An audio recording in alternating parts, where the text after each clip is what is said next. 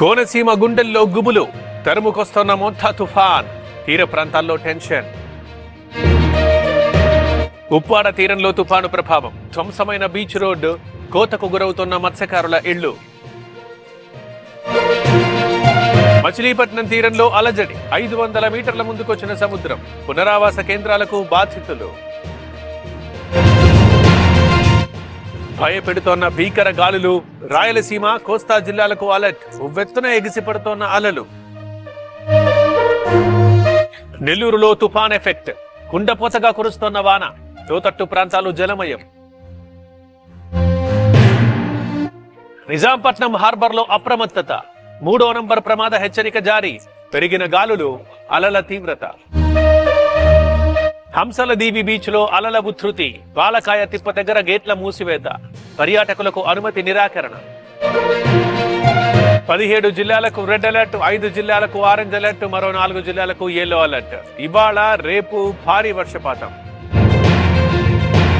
ఏపీలో పలు రైళ్లు రద్దు, విశాఖ మీదుగా వెళ్లే 29 ట్రైన్స్ క్యాన్సిల్, హైదరాబాద్ నడిచే సర్వీసులపైన ఎఫెక్ట్. ఇవాళ విమాన సర్వీసులు రద్దు, గన్నవరం ఎయిర్పోర్ట్ పై తుఫాన్ ఎఫెక్ట్, బెంగళూరు హైదరాబాద్ వెళ్లే ఫ్లైట్స్ క్యాన్సిల్. విజయనగరం జిల్లాలో అప్రమత్తమైన అధికారులు, కలెక్టరేట్ లో కంట్రోల్ రూమ్ ఏర్పాటు, అధికారులతో మంత్రి కొండపల్లి సమీక్ష.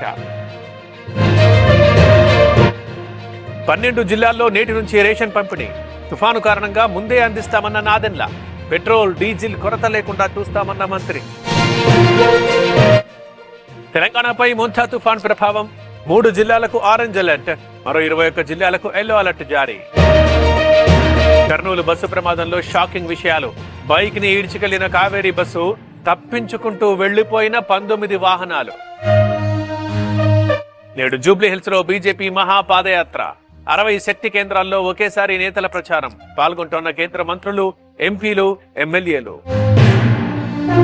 తెలంగాణలో డ్రా తీయని వైన్ షాపులకు నోటిఫికేషన్, నేటి నుంచి నవంబర్ 1 దాకా దరఖాస్తులు, November 3న 19 draw.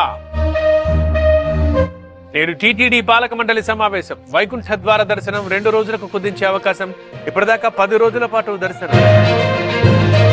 ఇబ్రహీంపట్నంలోని Shri Chaitanya school seize, petrol bunk పక్కన ఉండడమే కారణం, స్కూల్లో 1500 మంది విద్యార్థులు. ఏపీలో జనగణన ప్రీ టెస్ట్ కి రంగం సిద్ధం, నవంబర్ 10 నుంచి 30 వరకు గృహాల లెక్కింపు, ఆదేశాలు ఇచ్చిన ప్రభుత్వం.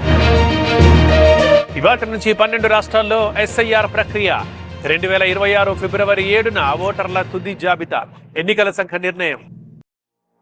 కీలక నిర్ణయం దిశగా మోదీ సర్కార్, ప్రభుత్వ బ్యాంకుల్లో ఎఫ్డిఐ పరిమితి పెంచేందుకు కసరత్తు, 49% చేర్చేలా ప్రతిపాదనలు. భారత ప్రధాన న్యాయమూర్తిగా జస్టిస్ సూర్యకాంత్, పేరు ప్రతిపాదించిన జస్టిస్ బిఆర్ గవాయ్, కేంద్ర న్యాయశాఖకు లేఖ. తగ్గుతున్న బంగారం ధరలు, 24 క్యారెట్ల గోల్డ్ 1,20,530, హైదరాబాద్ లో కిలో వెండి 1,56,700.